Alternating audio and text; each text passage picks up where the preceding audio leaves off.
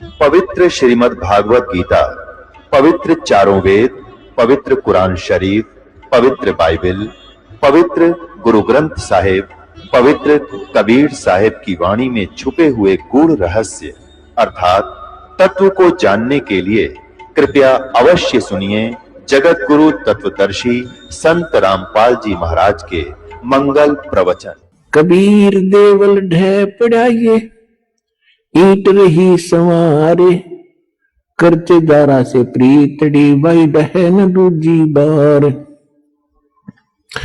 कबीर कहाँ चुनाव है मैडिया, ये लंबी भीत उसारे, घर तो 3.5 हाथ भाई गणा तो 4.25।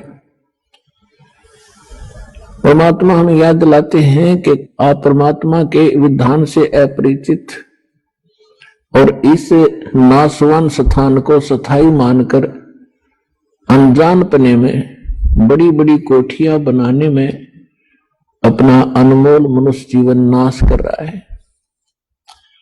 कहते हैं कहाँ चुनाव है मैडिया कोठियां और लंबी भीत उसार, लंबी लंबी दीवार खींच रखी थी।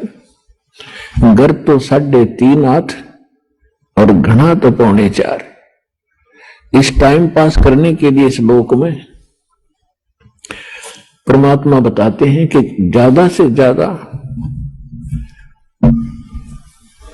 और कम से कम एक मनुष्य ने एक चारपाई पर और एक कमरे के कोने में सोना होता है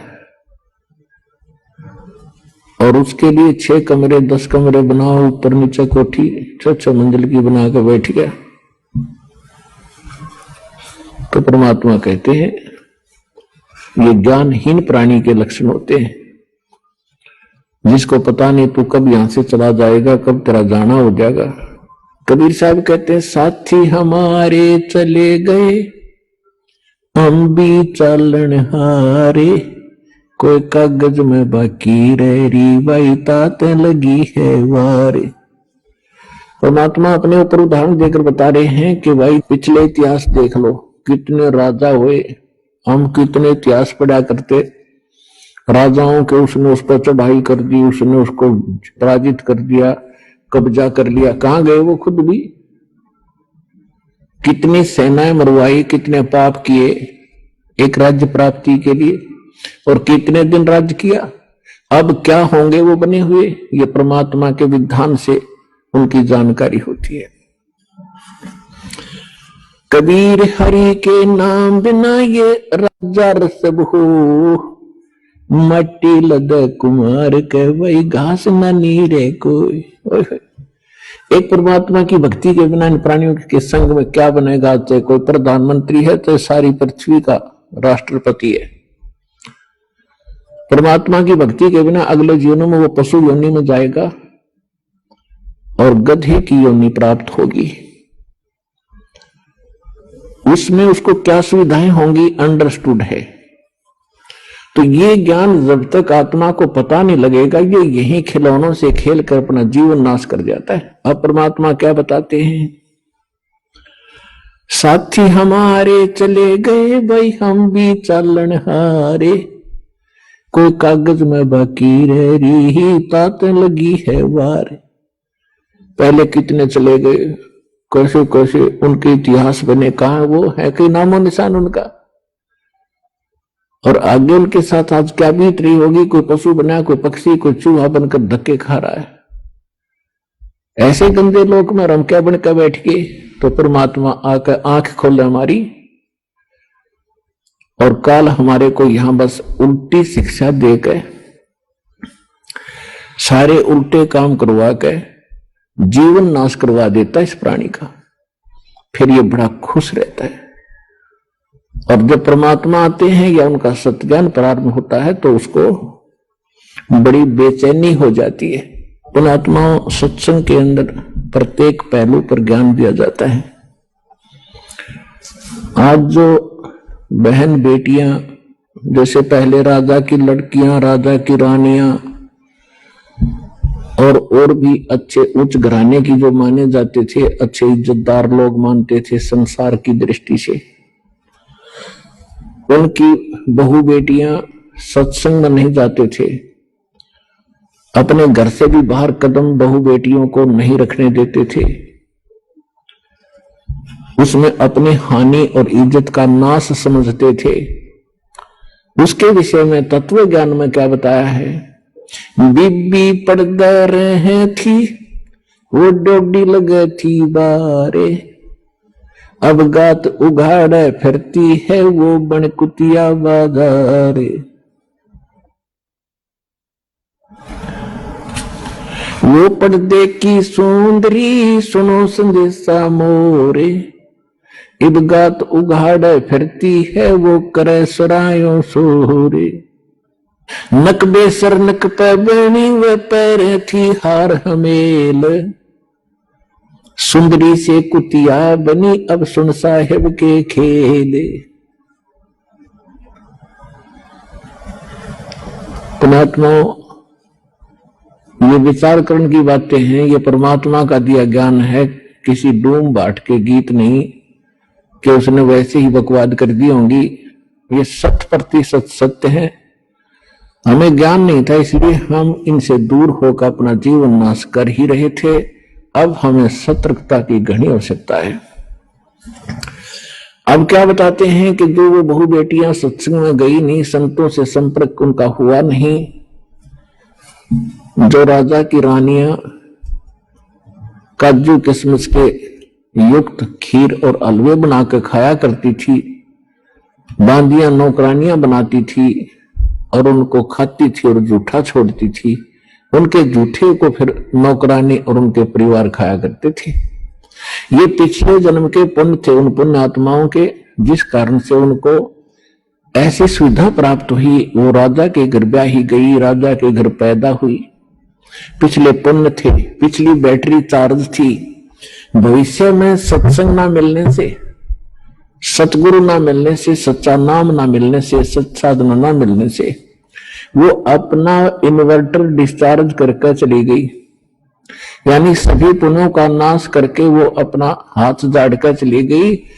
उस समय तो उसकी इज्जत थी कि घर से बाहर ना निकल जा, और पर्दों में रखा करते थे एडी से लेकर चोटी तक, कहीं हमारी बहन बहू बेटियों का हाथ भी किसी को दिखाई ना दे जा, इसमें इज्जत मानते थे। परमात्मा कहते हैं वो तो बात आपकी ठीक है, लेकिन भक्ति नहीं करी, आगे क्या बना उस इज्जत के साथ? वह कुतिया बनकर और पूछो ठाए घूम रही है उस गली के अंदर। अब कहां गई वो इज्जत? तो पुण्यात्माओं, हम जितना भी काल ने हमें यहां शिक्षा दी है वो केवल नाश करने की दी थी, जीवन नष्ट करने की दे रखी थी।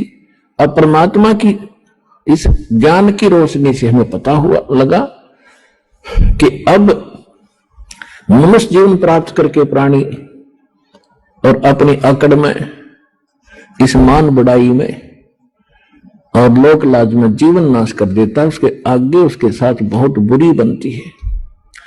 अब क्या बताते हैं? वह बीबी पर्दा रहे थी और डोडी लगे थी बाहर, आगे सामने कई कई पहरेदार खड़े रहा करते थे, कोई व्यक्ति वहां तक पहुंच ना जा।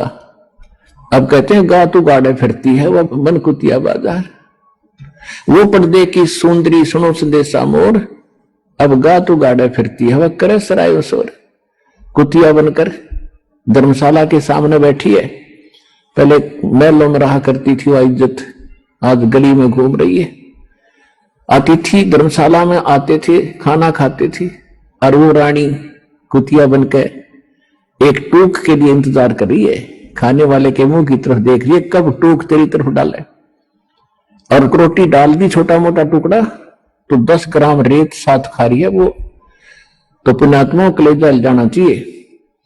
परमात्मा का दिया ज्ञान है, हमने मनुष्य को भी भक्ति की आवश्यकता है और बहन बेटियों को भी परमात्मा की आवश्यकता है, और सबको बराबर का शरीर मिला है, एक जैसी मिट्टी है, एक जैसा परमात्मा ने दिमाग और व्यवहार दिया है। दोनों ही भक्ति करना चाहिए। अपने बच्चों को साथ लावे, अपनी बहन बेटियों को साथ लाए, परमात्मा से जोड़ दे, फिर परमात्मा उनका रक्षक हो जाएगा। तो हम भक्ति ना मिलने से, सत्संग ना मिलने से, हम अपनी सूझबूझ से जितनी अटकलबाजी हमने की वो सारी विपरीत की। अब कबीर साहब कहते हैं, कबीर कुल करनी के कारण ये अंसा गया बिगो, जब कुल के कर लेगा तू चार पाया का हो। अब तो लोक लाज में आकर सत्संग में नहीं आता, ना कोई भक्ति करता, क्योंकि शर्म आती है, लोग क्या कहेंगे, हंसी उड़ाएंगे। परमात्मा कहते हैं जब ये कुल तेरे परिवार के लोग क्या मदद करेंगे, जिस समय तू पशु बनकर, गधा कुत्ता सूअर बनकर खड़ा होगा कहीं पर, तब ये कुल के कर लेगा जब तू चार पाया का हो। राम नाम निज सार है, राम नाम निज मूले, राम नाम सौदा करो भाई, राम नाम ना भूले। पुणात्मा, अब कौन से राम का सौदा करें, कौन से राम के नाम का जाप करें? सबसे पहले हमने ये निर्णय करना है, तो वो आपको बहुत बार बता दिया है और आगे बताते रहेंगे। अब परमात्मा की भक्ति में हमें सबसे पहले सतगुरु की आवश्यकता होती है। जैसा कि आज सुबह के सत्संग में आप सुन रहे थे कि परमात्मा ही अपने द्वारा रची हुई सृष्टि को वही स्वयं आकर ज्ञान बताते हैं, उसी को जानकारी देते हैं।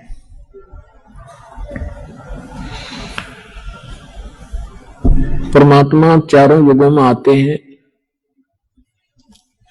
सतयुग में परमात्मा सत सुकृत नाम से आए थे। त्रेता में मुनिंद्र नाम था परमेश्वर का, और एक ऋषि रूप में दोनों युगों में वो रहे। बहुत सी पुण्यात्माओं को मिलते रहे, उनको तत्व ज्ञान से परिचित भी कराया, लेकिन समस्या यही अड़ी रही कि जो अक्षर ज्ञान युक्त थे ब्राह्मण वर्ग, उनकी महिमा गनी थी। आम जनता उनको एक देवता माना करती थी, और वो सत्य को जानबूझ कर स्वीकार नहीं करना चाहते थे, क्योंकि वो प्रभुता की भूख थी। तो कभी परमात्मा कहते हैं, राज तजना सहज है, सहज प्रिया का ने, और मान बढ़ाई ईर्षा दुर्लभ तजना ये। और इनके तजे बिना भगवान मिले नहीं। तो परमेश्वर प्रत्येक युग में आए हैं, और द्वापर के अंदर वो करुणामय नाम से प्रसिद्ध हुए, और कलयुग में वो परमात्मा कबीर नाम से आए। और ये कबीर नाम परमात्मा का वास्तविक नाम है। बाकी अन्य वो अपने नामांतर करके प्रत्येक युगों में आते हैं, लेकिन कलयुग में हम इतने पापग्रस्त हो जाते हैं, हमारे पुण्य कति समाप्त हो जाते हैं, इसलिए परमात्मा यही नाम लेकर आते हैं। और परमात्मा के नाम बार बार बोलने से वैसे भी आत्मा पवित्र होती है। तो इस प्रकार परमात्मा ने बताया है कि सतयुग में सत सुकृत कह टेरा, त्रेता नाम मुनिंदर मेरा, द्वापर में करुणा में कहाया, कलयुग नाम कबीर धराया। जब कलयुग में परमात्मा आए सन 1398, संवत 1455, ज्येष्ठ सुदी पूर्णमासी, जेठ उतरते की पूर्णमासी को दिन में सुबह, यानी सुबह सुबह ब्रह्म मुहूर्त में सूर्य उदय होने से लगभग 1.5 घंटा पूर्व के समय को ब्रह्म मुहूर्त कहते हैं। तो परमात्मा कहते हैं, जो जन मेरी शरण है, ताका हूं मैं दास, गेल गेल लाग्या फिरूं, जब तक धरती आकाश।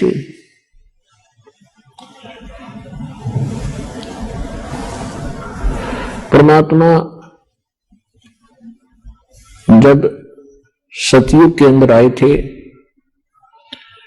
उस समय एक विद्याधर नाम के ब्राह्मण थे, उनकी पत्नी दीपिका थी। वो निसंतान थे। परमात्मा उनको एक तालाब में मिले थे, कमल के फूल पर। सतलोक से आते हैं, शिशु रूप धारण करते हैं, एक लीला वो ऐसी करते हैं।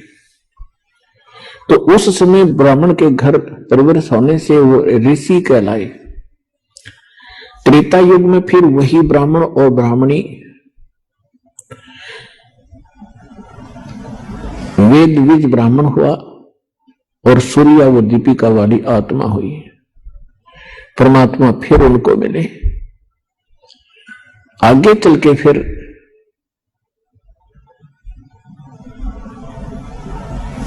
ऐसे ही उनका जन्म होता रहा। तो जो वेद विज ब्राह्मण था, विद्याधर ब्राह्मण था, वही स्वामी रामानंद जी की आत्मा थी। अब परमात्मा कहते हैं जो कभी मेरी एक बार शरण में आ गया, मेरे संपर्क में हो गया, उसको मैं पार करके छोड़ूंगा। तो पुण्यात्माओं, ऐसे ही आपके साथ परमात्मा बहुत योगों से है और आपका सौभाग्य है कि आज आपको परमात्मा ऐसे समय पर ले आया है, मनुष्य जीवन दे दिया है, प्राप्त करा दिया है कि शायद ये असंख्य युगों के बाद ये समय प्राप्त होता है। आप इस ज्ञान से परिचित होगे, परमात्मा के विधान से जब परिचित होगे, तब आपको महसूस होगा सचमुच हम तो इसको खेल सा समझ रहे थे, सत्संग में आगे और चले गए, भक्ति कर रहे हैं, अच्छी बात है, बढ़िया ज्ञान है। लेकिन जब ज्ञान की गहराई में आप जाओगे, आप हक्के बक्के रह जाओगे। ये हो क्या रहा है? वो भगवान बड़ी दया करी दाता, हमने कौन से जन्म में ऐसे पुण्य किए थे जो आज हम ऐसे अनमोल नाम और अनमोल ज्ञान और ऐसे अनमोल भगवान की शरण में और ये मंत्र जाप कर रहे हैं। ये आपके युगों युगों के पुण्य आपके साथ है। आज बेशक कोई घसियारा है, कोई मजदूर है, चाहे बेशक रोग से ग्रस्त है, वो पाप कर्म आपके पिछले जन्म जन्मांतर के हैं, लेकिन आपके भक्ति के जो अंक हैं वो भी निराले हैं, अद्भुत हैं। और आपको वो दुख आपका वरदान बन गया जो सतलोक आश्रम बरवाड़ा जिला हिसार हरियाणा में आपको ले आया।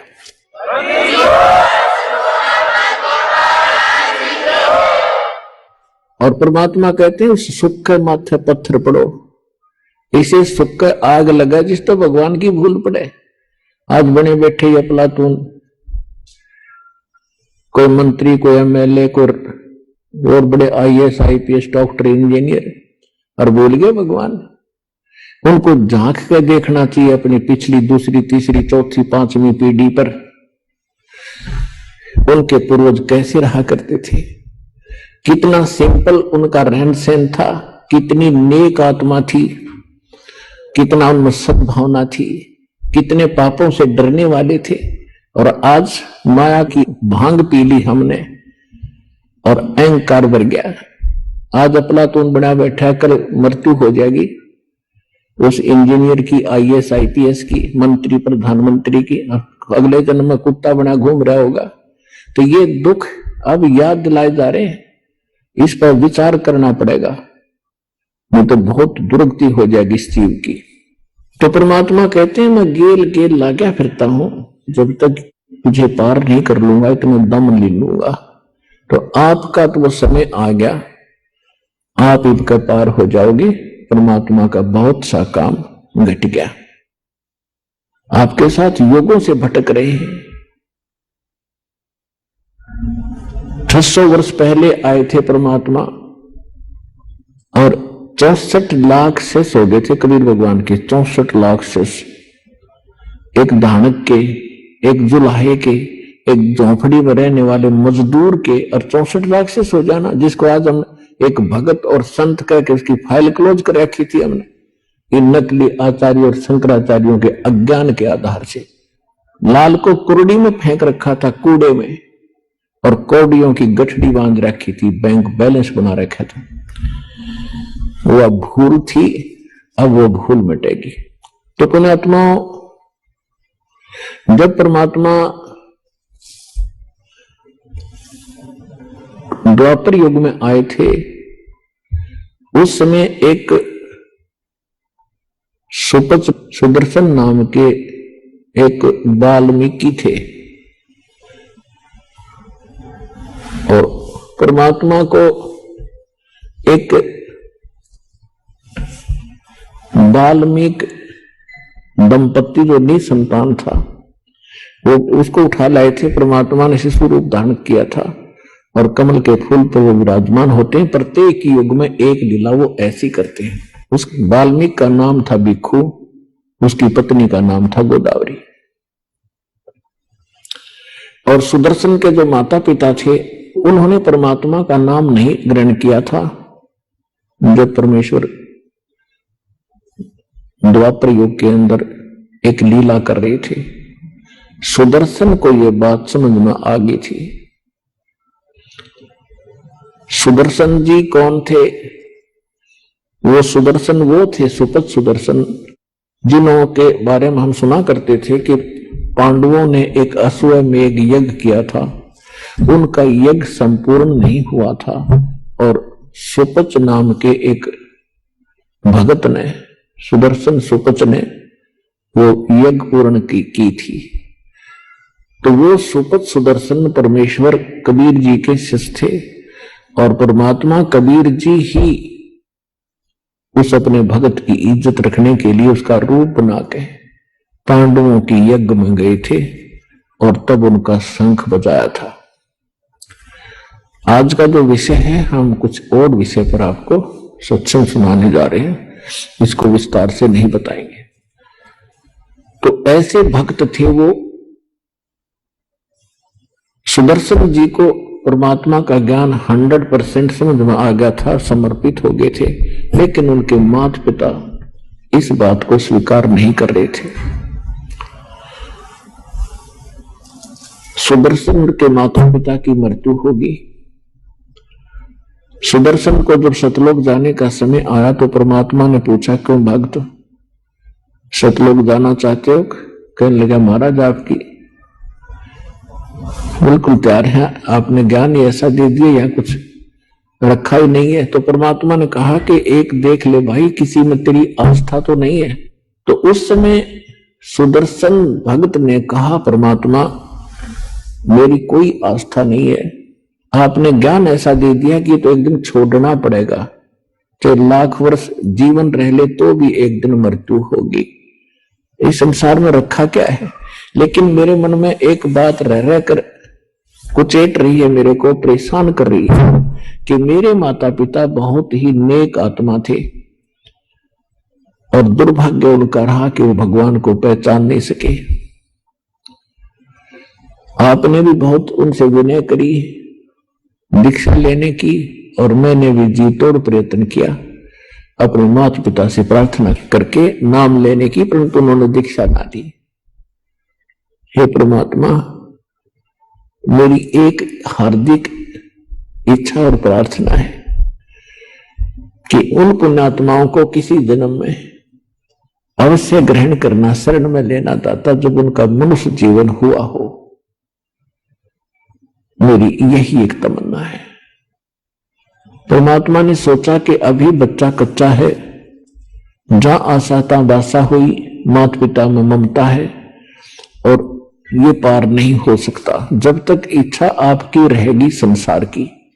ठीक है, भक्ति जो कर रहे हो ये आपका बैंक बैलेंस बन रहा है, इसमें कोई शक नहीं, बहुत पूंजी इकट्ठी हो रही है भक्ति धन की, लेकिन पार नहीं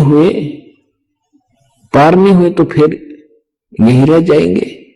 तो इस कमाई का करेंगे क्या? फिर कभी स्वर्ग में जाएंगे, राजा बन जाएंगे, कोरे कर्म बिगाड़ेंगे अपना कर्म फोड़ के, और फिर पृथ्वी पर ऐसे ही निर्धन बनकर घूम रहे होंगे।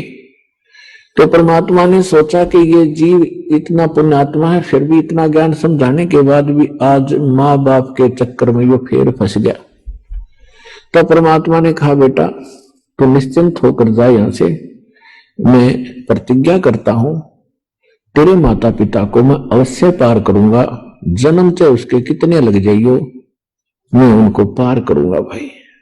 तब सुदर्शन को विश्वास हुआ कि जो परमात्मा ने बोल दिया वो फाइनल है। तब वो सतलोक जाने के योग्य हुआ। और ये स्थिति तो उस व्यक्ति की है जिसके संग में भगवान रोज रहा करते थे। तो पुण्यात्मा उनको विश्वास इतना नहीं हो पा रहा था कि सचमुच गॉड है, परमात्मा है। तो दास का उद्देश्य ये है कि आपके हृदय में सबसे पहले ये जचा दूं कि कबीर इज गॉड। जब कबीर साहब परमात्मा है तो फिर बात ही खत्म है।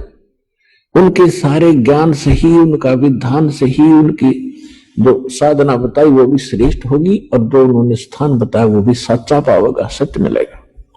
तो सुदर्शन जी के जो माता पिता थे वो अगले जन्म में ब्राह्मण के घर जन्म हुआ। दोनों का पुनः संयोग पति पत्नी का हुआ। उनके बच्चे फिर भी नहीं थे। इससे पहले भी उनके एक दो जन्म हो चुके थे, लेकिन हम शॉर्ट में बताएंगे आपको, संक्षिप्त में, जो हमने आवश्यक है। तो काशी के अंदर उनका जब जन्म था, गौरी शंकर सुदर्शन के माता पिता का नाम था, और सरस्वती उसकी मां का, यानी वही आत्माएं थी, गौरी शंकर और सरस्वती। ब्राह्मण थे, बहुत ही नेक आत्मा थे, भगवान शिव के पुजारी थे, और भगवान शिव की जो शिव पुराण की कथा करा करते थे और निस्वार्थ भाव से कथा करते थे, किसी को मिसगाइड नहीं करते थे। और कथा करने से जो भी उनको उपार्जन होता था, धन प्राप्त होता था, उसमें से अपना निर्वाह भी करते थे और शेष बचे हुए को पुण्य में लगा देते थे।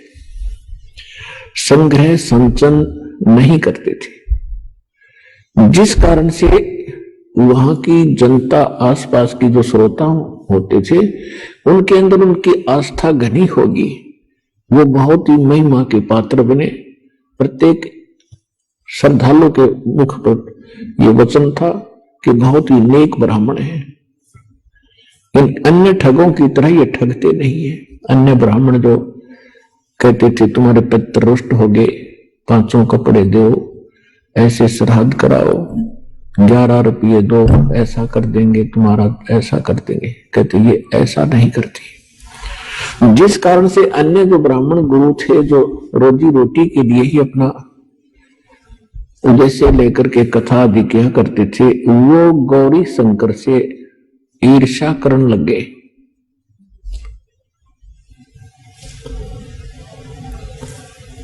कि इसने तो हमारा रोजगार ही बंद करने को जा रहा है। और इस बात का ज्ञान हो गया काशी शहर के मुसलमान मुल्ला और काजियों को। तो उन्होंने दाव लगाया कि जो अन्य ब्राह्मण गुरु हैं वो तो इसके साथ नहीं, और जनता विशेषकर धर्म गुरुओं के साथ ही होती थी, और जैसा भी वो हमें मिसगाइड कर देते थे, हम मरने मारने को तैयार हो जाते थे। तो इस बात का उन्होंने दाव लगाया, गौरी शंकर को और सरस्वती को जबरदस्ती मुसलमान बना दिया कि ये हिंदू धर्म का घना प्रचार कर रहे हैं, इसलिए इस पर बैन लगा दे। ऐसा ही हुआ। जो ही उन्होंने मुसलमान पीरों ने, मुल्ला और काजियों ने गौरी शंकर और सरस्वती घर पे जाकर अपना जूठा जल छिड़क दिया, उनके मुंह में डाल दिया बाई फोर्स, और बहुत से ब्राह्मण बाहर देख रहे थे। उन्होंने उनका विरोध ना करके सब जगह शोर मचा दिया कि गौरी शंकर मुसलमान बन गया, इसको जाति से बाहर कर दो, इसका भाईचारा बंद, कोई इनसे बात नहीं करेगा, ये मुसलमान हो गया, और गंगा घाट पे स्नान करना बंद। ऐसा हो जाने से गौरी शंकर सरस्वती के सामने एक बहुत बड़ी समस्या आ गई, रोजी रोटी की। तो उन्होंने क्या किया कि सस्ते से सस्ता कौन सा काम है जो बगैर किसी पैसे से स्टार्ट हो सकता है। उन्होंने जुलाहे का काम शुरू कर दिया। जुलाहे के काम में 4-5 एक डंडे से गाड़ने होते हैं, और उन्होंने वो दुल्हे का काम शुरू कर दिया। वो मुसलमान बना दिए गए, लेकिन अंदर से वो भगवान शिव की पूजा फिर भी कर रहे थे। भले ही वो 5 वर्ष नमाज भी करते थे, लेकिन भगवान शिव को वो भूल नहीं पाए थे। अंदर से उनको अंदर विशेष कसक थी। अब उनके संतान नहीं थी, और संतान ना होने के कारण वो बहुत दुखी रहते थे। भगवान शिव से याचना भी करते रहते थे, लेकिन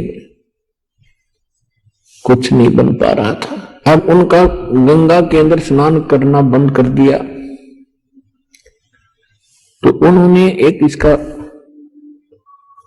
अल्टरनेट खोजा। काशी शहर से बाहर गंगा का जल वर्षा के दिनों में, जब गंगा बहुत ऊपर से भरकर चलती है, किनारों को छूती हुई, तो लहरों के द्वारा उछलकर कुछ जल गौ घाटों के ऊपर से और बाहर मैदान के अंदर एक गड्ढे में इकट्ठा हो जाता था और बहुत बड़े सरोवर का रूप धारण कर लेता था। और फिर सारा सीजन, सारा वर्ष उसका जल बहुत निर्मल और पवित्र रहता था। तो गौरी शंकर और सरस्वती सुबह सुबह उठकर प्रतिदिन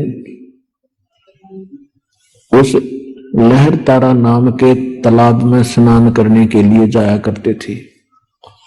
लहर तारा नाम उसका इसलिए पड़ा था कि गंगा की लहरों से उछला हुआ जल वहां एकत्रित होता था, तो लहर तारा नाम से वो प्रसिद्ध हुआ था।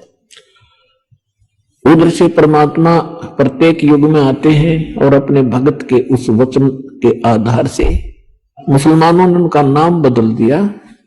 गौरी शंकर का नाम रख दिया नूर अली, और सरस्वती का नाम रख दिया नियामत। तो हम अपभ्रंश करके उनको नीरू और नीमा कहने लगे।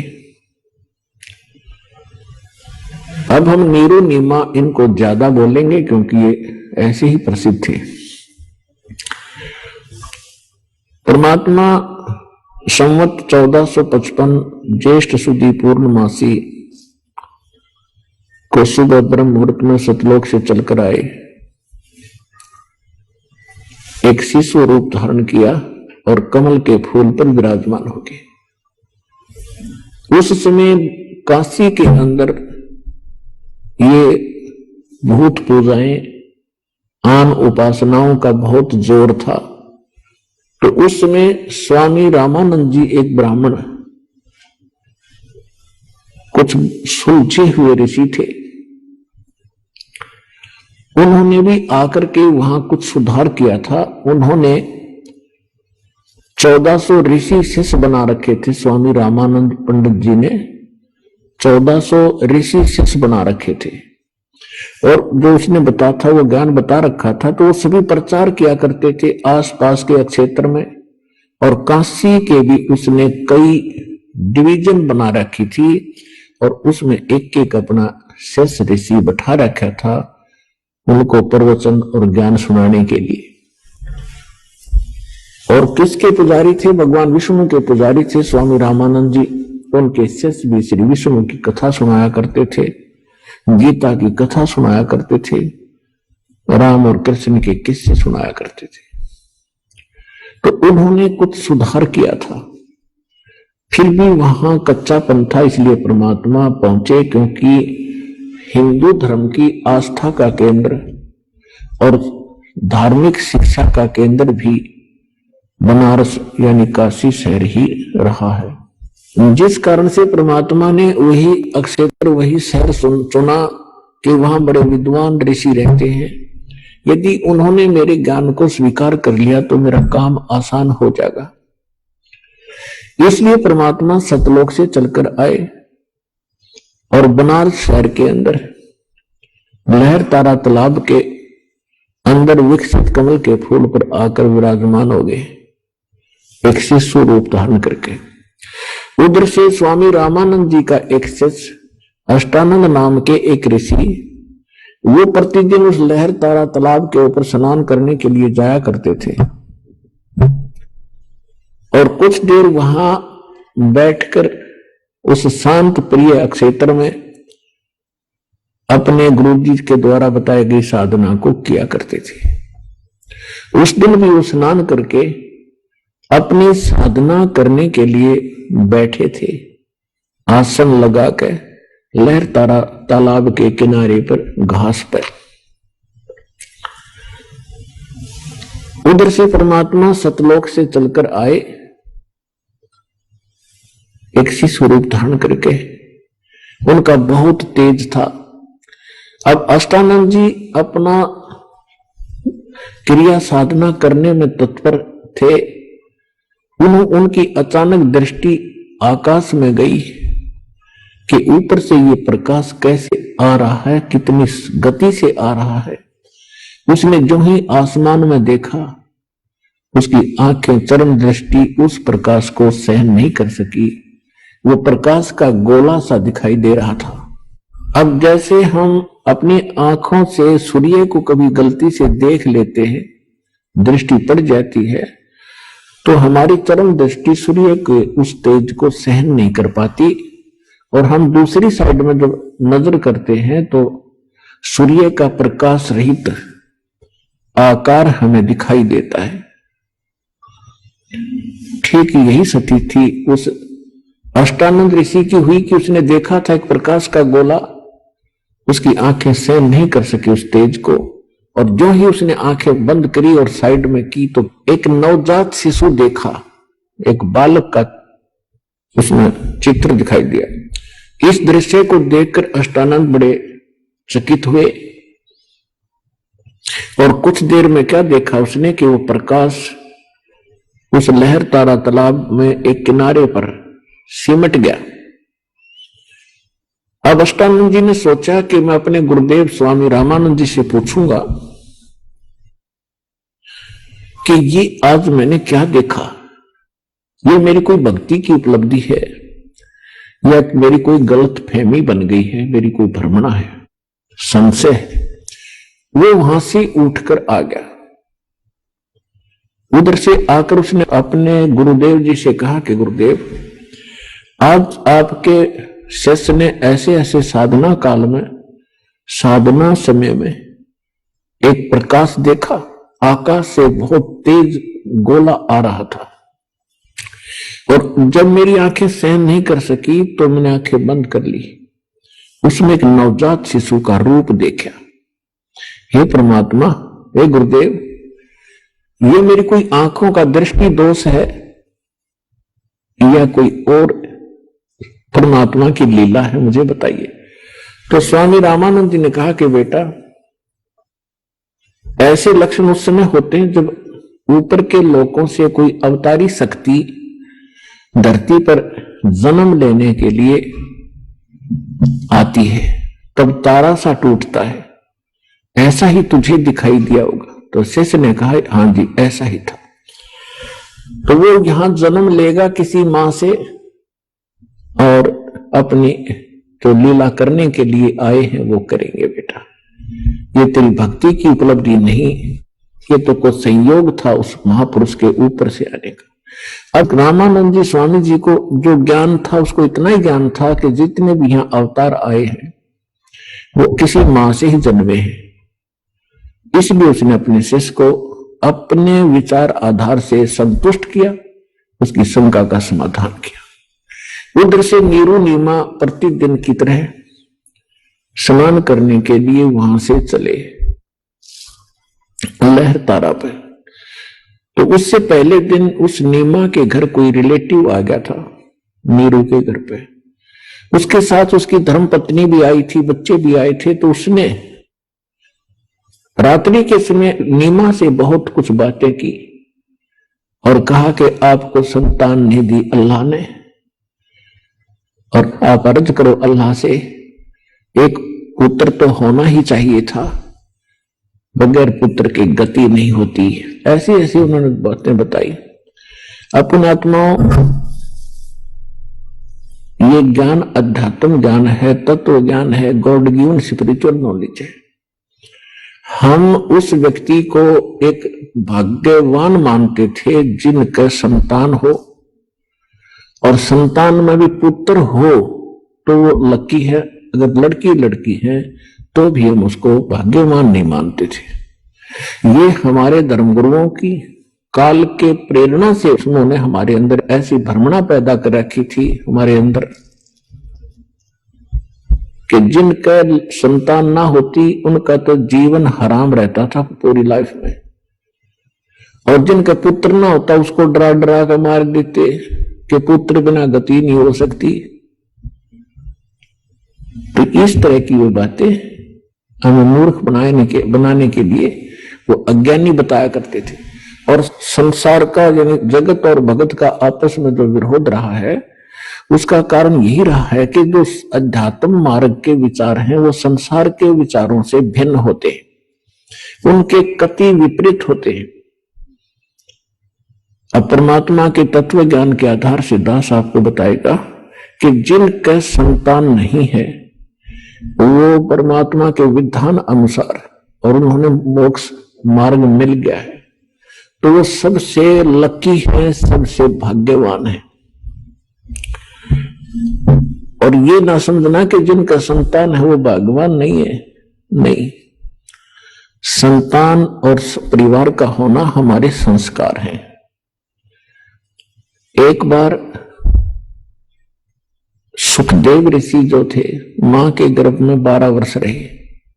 मां के गर्भ से वो बाहर नहीं आए क्योंकि मां के गर्भ में ये पता रहता है प्राणी को कि मैंने कितने जन्म खो दिए बिना भक्ति के, और बाहर आते ही या भूल पड़ जाती है तो उसको ज्ञान था कि तीनों गुण रजगुण ब्रह्मा सतगुण विष्णु तमगुण शिव जी का जो प्रभाव है बाहर आते ही त्रिगुणमय माया से जीव मूर्छित हो जाता है। इसकी सब यादाश्त चेतना पिछले जन्म जन्मांतर की समाप्त हो जाती है। इसको नए सिरे से शिक्षा दी जाती है, ये तेरा दादा है या तेरी दादी है, ये तेरा चाचा, ये तेरा ताऊ है, तेरा ये नाम है, ये तेरे माता पिता। कुल कुटुंब के लोगों की जानकारी उनको फिर धीरे धीरे दी जाती है। वो पिछली अपनी सब यादाश्त खत्म कर देता है। इतने जबरदस्त अटैक होता है इसके बाहर आते। तो सुखदेव ऋषि मां के गर्भ से 12 वर्ष तक बाहर नहीं आया। ब्रह्मा विष्णु महेश की विशेष प्रार्थना पर तो उसने एक प्रतिज्ञा कराई कि आप कुछ देर अपनी माया को रोको तब मैं बाहर आऊं। तो उन्होंने भी कहा ब्रह्मा विष्णु महेश जी ने कि हम ज्यादा समय तक माया को नहीं रोक सकते, हमारा शरीर फट जाएगा, हम केवल इतनी देर रोक सकते हैं, फ्रिक्शन ऑफ सेकंड। तो सुखदेव जी ने कहा आप इतनी ही देर रोक लीजिए। तभी वो मां के गर्भ से बाहर आया और उसको चेतना बनी रही कि भगवान मनुष्य जीवन केवल परमात्मा प्राप्ति के लिए मिला है। यहाँ जो भी हमारे रिलेशन है, हमारे जो नाते हैं, ये संस्कार से जुड़े। तो ब्रह्मा विष्णु महेश अंतर्ध्यान हो गए। जब उनके पिता, क्योंकि वेद व्यास ऋषि हुए हैं, उनकी पत्नी के गर्भ से सुखदेव ऋषि का जन्म हुआ था। तो वेद व्यास जी बड़े विद्वान पुरुष थे। उनको पता था कोई योगी पुरुष है मेरी पत्नी के गर्भ में और 12 वर्ष से बाहर नहीं आ रहा है, तो ऐसे भगवान पुत्र के मैं दर्शन करूंगा, ऐसा अच्छा पुत्र मुझे प्राप्त होगा। इस आशा में वो 12 वर्ष तक उसकी इंतजार करता रहा। जब सुखदेव ऋषि मां के पेट से बाहर आया और अपनी और नाल को कंधे पर डाल के ऐसा ही उठकर चल पड़ा, बाहर आते ही 12 वर्ष का शरीर बन गया। अंदर सूक्ष्म शरीर से छोटे बालक का रूप था। अब व्यास ने कहा बेटा, क्योंकि मां के गर्भ में जब सुखदेव था तो उसकी माता को कोई परेशानी नहीं थी जो गर्भ के दौरान हुआ करती है माताओं को। तो जिस कारण से उस मां ने कहा था कि इस पुत्र का नाम मैं सुखदेव रखूंगी। सुखदेव, इसने मुझे दुख नहीं दिया, गर्भ में भी मैं सुखी रही। तो बाहर आते उसका नाम सुखदेव रखी रखा था। तो वेद व्यास जी ने कहा कि बेटा सुखदेव, एक बार मुझे दर्शन दे। वो पीठ करके चल पड़ा उठ के, और व्यास जी पीछे पीछे चल पड़ा कि बेटा 12 वर्ष तेरी इंतजार करी और एक बार शकल तो दिखा दे। तो पीछे से ही मुड़ के नहीं देखा उसने, सुखदेव ने, और कहा ऋषि जी ना जाने कितनी बार आप मेरे पिता बने और मैं आपका बेटा बना। आइए अब हम उन श्रद्धालुओं के अनुभव जानते हैं जो जगत गुरु तत्वदर्शी संत रामपाल जी महाराज जी से दीक्षा प्राप्त कर चुके हैं तथा उनके द्वारा बताए गए भक्ति मार्ग पर चल रहे हैं। सर नमस्कार। नमस्कार सर। क्या नाम है आपका? सर हमारा नाम अशोक दास है। इसके वजह से हम धोबी समाज से बिलोंग करते हैं। कहाँ से आए सर? सर हम सतना जिला एमपी से आए हैं। सर संत रामपाल जी महाराज की शरण में आने से पहले आप क्या भक्ति साधनाएं करते थे? सर संत रामपाल जी महाराज जगत संत रामपाल जी महाराज जी के शरण के आने से पहले लोक वेद की यही पूजा जो सब कोई ब्रह्मा विष्णु महेश की पूजा करना, दुर्गा की पूजा करना, इसके साथ साथ सर हम रामचरितमानस का भी पाठ किया करते थे घर में, और साथ जहाँ रामचरितमानस हुआ करती थी वहां भी जाया करते रहे हैं। और साथ में सर हम 2-2 घंटे पूजा करते रहे हैं। और जैसे यहाँ लूट मचाए रहते हैं, इसके पहले ज्ञान जब तक हमको नहीं था तब तो संत रामपाल जी महाराज जी का ज्ञान नहीं था। इसके पहले जैसे सबको लूट मचाए रहते हैं कि कभी ब्रह्मा जी की पूजा करना, कृष्ण जी की पूजा करना, फिर राम जी की पूजा करना, फिर रामनवमी आ जाए तो दुर्गा जी की पूजा करना, ऐसे पूजा करते रहते थे। लोक वेद के अनुसार व्रत रहना, ये सारी जो लोक वेद की पूजाएं हैं सर ये करते रहते थे, मनमाना आचरण। सर पहले जो साधनाएं आप करते थे उनको करने से आपको क्या लाभ मिला? सर इसके पहले बंदी छोड़ सतगुरु रामपाल जी महाराज जी के शरण में आने से पहले हमको लाभ आदि के बारे में तो पता नहीं था।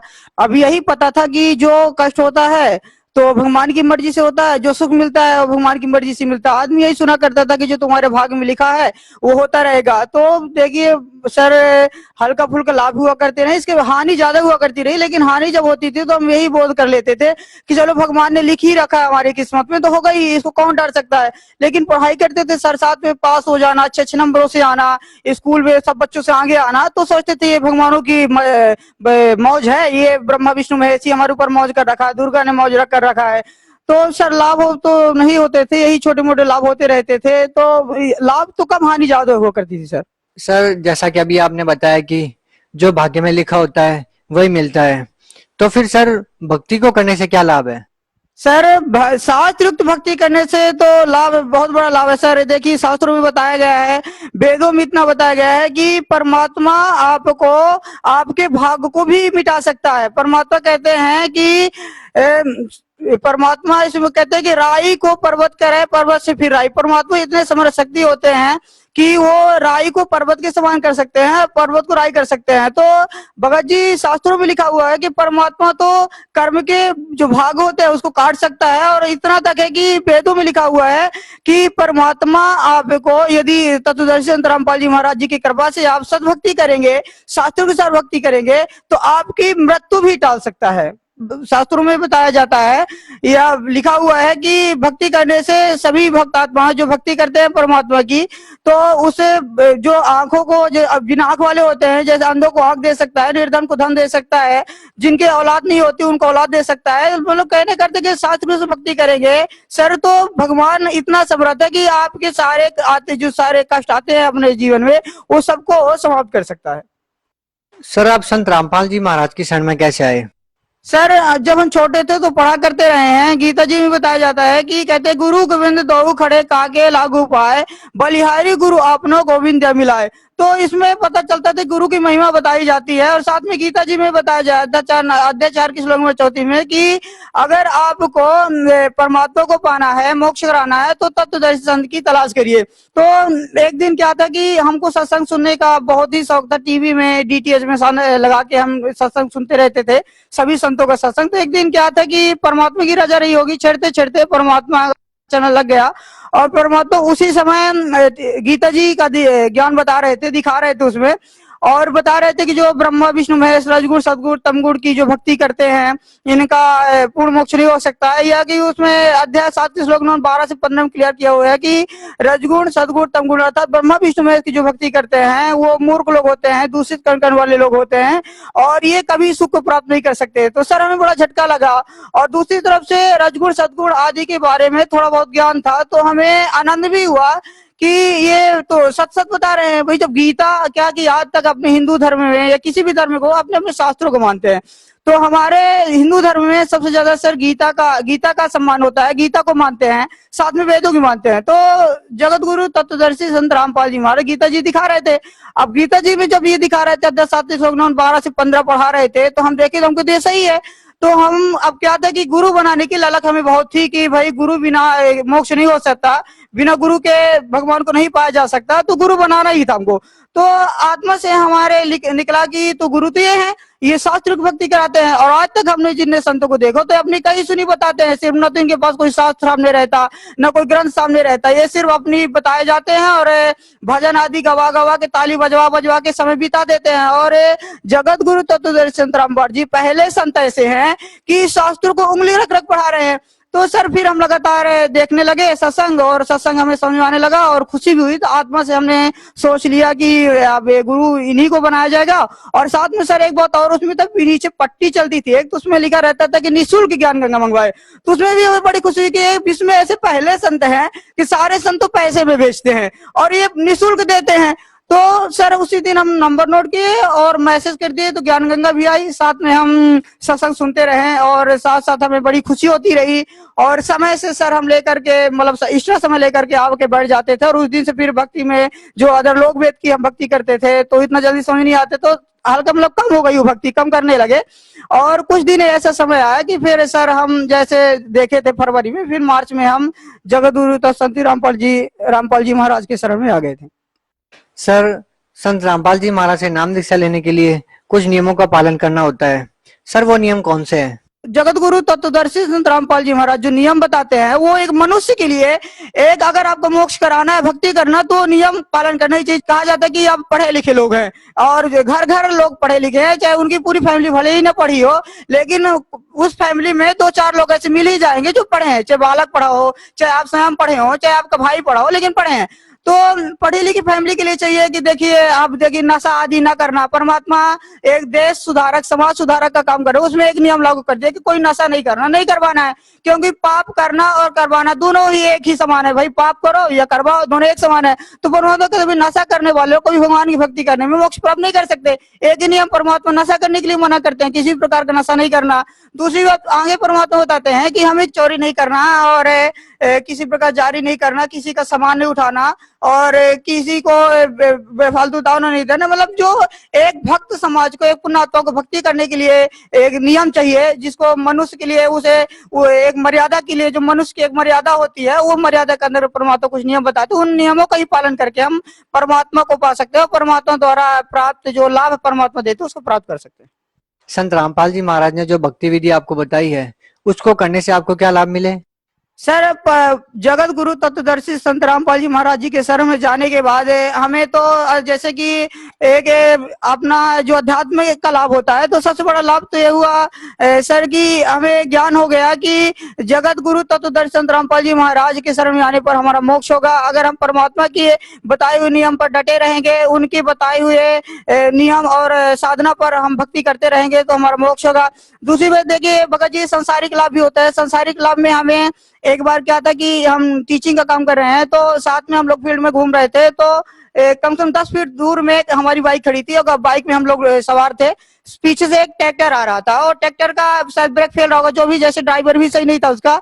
तो उसने सिर्फ एक बार बोला कि भाई हट जाओ, और उसने ना ब्रेक लगाया, कुछ नहीं। तो हम परमात्मा की कृपा थी कि वो सीधे हमारे बाइक ऊपर ट्रैक्टर को चढ़ा दिया और ट्रैक्टर चढ़ भी गया। हम पता नहीं कि कितना जल्द, जो कि 10 फीट दूरी में रहा होगा ट्रैक्टर, और हम बहुत ही जल्द हम दोनों लोग उतर गए गाड़ी से और गाड़ी हमारी गिर गई और गाड़ी टूट गई। हो सकता है कि अगर मालिक की बंदी छोड़ सतगुरु रामपाल जी महाराज जी की कृपा ना होती तो हम लोग भी शायद जिंदा न बचते। तो ये लाभ हुआ। और अभी कुछ दिन ही पहले परमात्मा, हम सीलिंग को साफ कर रहे थे सीढ़ी में चढ़ करके, तो सर सीलिंग से हम पता नहीं कैसे ऐसे बैठे थे, झाड़ू ऊपर झाड़ रहे थे, वहां से गिर गए और सीलिंग हमारी जो सीढ़ी है हमारी लोहे की, वो टेढ़ी हो गई। लेकिन बंदी छोड़ सतगुरु रामपाल जी महाराज जी की शरण में हमारे कोई चोट नहीं आई। हम उठे, बंदी छोड़ सतगुरु रामपाल जी दंडवत किए और लाख लाख परमात्मा को देखिए, कह तो नहीं सकते, धन्यवाद तो कर नहीं सकते, लेकिन मालिक से अरदास किए कि हे मालिक, इस कुत्ते को आपने बचा लिया।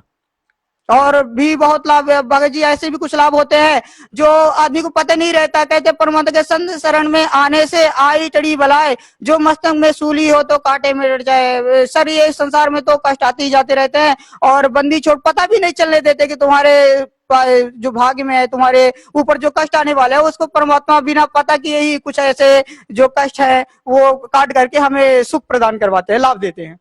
जब आप सतलोक आश्रम बरवाला में संत रामपाल जी महाराज से नाम दीक्षा लेने के लिए गए तो सर क्या वहाँ पे जातिगत भेदभाव होता है या अमीर गरीबी छोटा बड़ा इस तरह के भेदभाव होते हैं?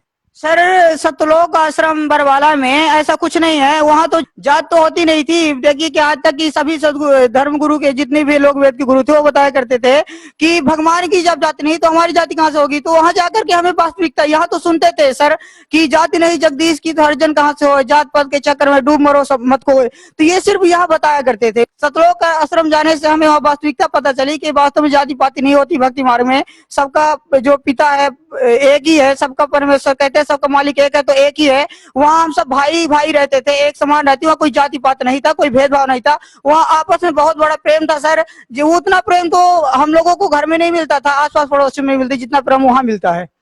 सर आपके गुरुदेव संत रामपाल जी महाराज किस धर्म को श्रेष्ठ मानते हैं?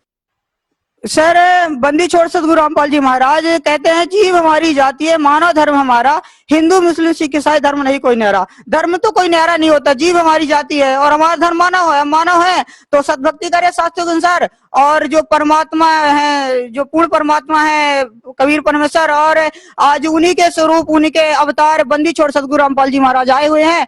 तो उन सद्भक्ति के अनुसार भक्ति करके उनको प्राप्त करे। जाति तो होती नहीं, जाति एक है, मानव जीव हमारी जाति है, मानव धर्म हमारा धर्म सिर्फ मानव होता है। हिंदू मुस्लिम सिख ईसाई धर्म नहीं कोई नहीं, कोई धर्म में अलग अलग नहीं, सब एक है। इनको हमारे लोग वेद के जो गुरु हैं, तो जिनको हम गुरु मानते थे उनको शास्त्रों का ज्ञान नहीं था, वो सब ये जाति बांट देते। लेकिन सर कोई जाति होती नहीं, एक ही होती है, सब समान है। सब हिंदू मुस्लिम सिख धर्म नहीं कोई नहीं, सब एक समान होते हैं क्योंकि सबका मालिक एक ही है। जब सबका परमेश्वर ही एक है तो फिर धर्म जाति कहाँ से हो जाएगी? ये तो सब एक ही है सर।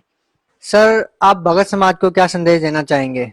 सर भगत समाज को संदेश देना चाहते हैं कि कहते हैं कि बड़े भाग मानुष तन पावा, सुर दुर्लभ सब ग्रंथन गावा। आज जितने भी भक्त समाज हैं, पुण्यात्माएं हैं, जो भी परमात्मा, हालांकि भक्ति आज संसार में सभी लोग कर रहे हैं, लेकिन आज धर्म जितने भी धर्मगुरु बने हैं उनके बकावे में, उनके दिए ज्ञान में, उनका ज्ञान क्या था कि शास्त्रों के अनुसार है नहीं।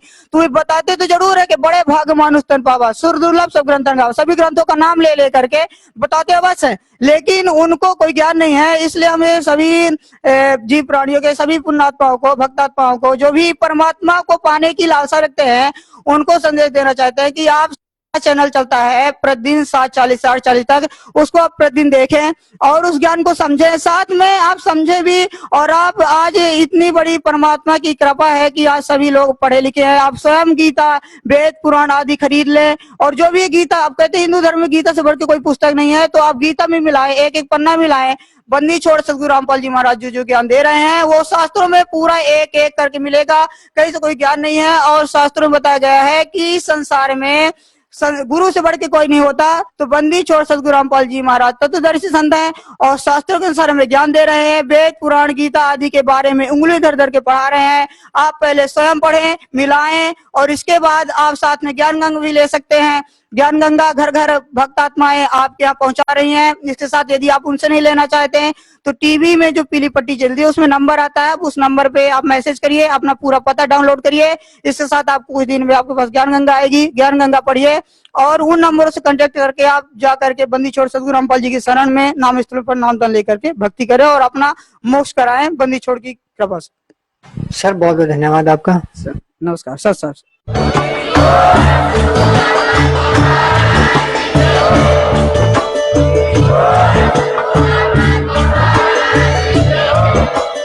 आप सुन रहे थे जगत गुरु तत्वदर्शी संत रामपाल जी महाराज जी के मंगल प्रवचन। अधिक जानकारी के लिए विजिट कीजिए हमारी वेबसाइट www.jagatgururampalji.org। संत रामपाल जी महाराज जी के शुभ आशीर्वाद से पूरे विश्व भर में 500 से भी ज्यादा नाम दीक्षा केंद्र हैं, जिन पर संत रामपाल जी महाराज जी द्वारा ऑनलाइन निःशुल्क नाम दीक्षा दी जा रही है। अपने नजदीक